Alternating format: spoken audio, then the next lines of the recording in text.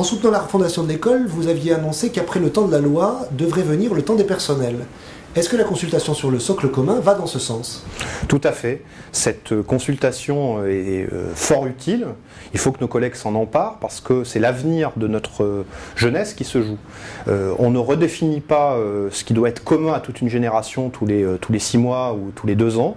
C'est une consultation qui est essentielle, et à la fois pour que nos collègues donnent leur avis, et à la fois pour que nos collègues puissent commencer à s'en emparer, parce que c'est eux qui vont mettre en œuvre ce socle commun, qui vont définir comment il doit se dérouler, qui vont définir quelles sont les meilleures pratiques pédagogiques pour le mettre en œuvre.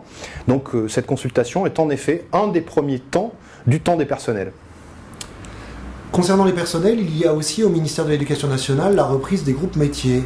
Vous en attendez quoi? Je dirais qu'enfin on va s'occuper de tous les métiers, parce qu'il y a eu beaucoup de choses pour les enseignants, mais là désormais s'ouvrent, comme nous l'avions demandé, des chantiers concernant les personnels administratifs, de santé, sociaux, les personnels d'inspection, de direction.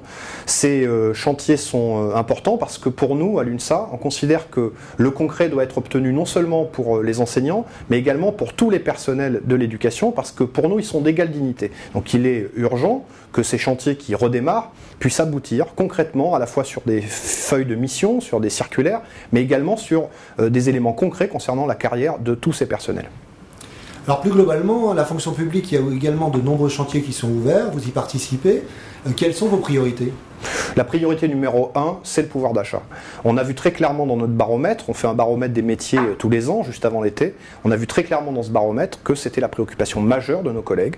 Évidemment, il faut donner des perspectives pour tous, donc ça s'appelle débloquer le point d'indice, c'est une bataille que nous mènerons dans le cadre de l'UNSA Fonction Publique, mais nous avons vu aussi dans notre baromètre que les catégories B, les catégories C, c'est-à-dire ceux qui ont les plus basses rémunérations dans la fonction publique, sont ceux qui souffrent le plus de cette perte de pouvoir d'achat. Et c'est pourquoi nous sommes mobilisés à l'UNSA Éducation pour que ces catégories-là soient prioritairement traitées, en plus du déblocage du point d'indice, pour qu'elles aient un plus concret, tangible, assez rapidement. C'est ce que nous allons mener comme bataille dans la fonction publique, dans le cadre de l'UNSA Éducation et avec toute l'UNSA.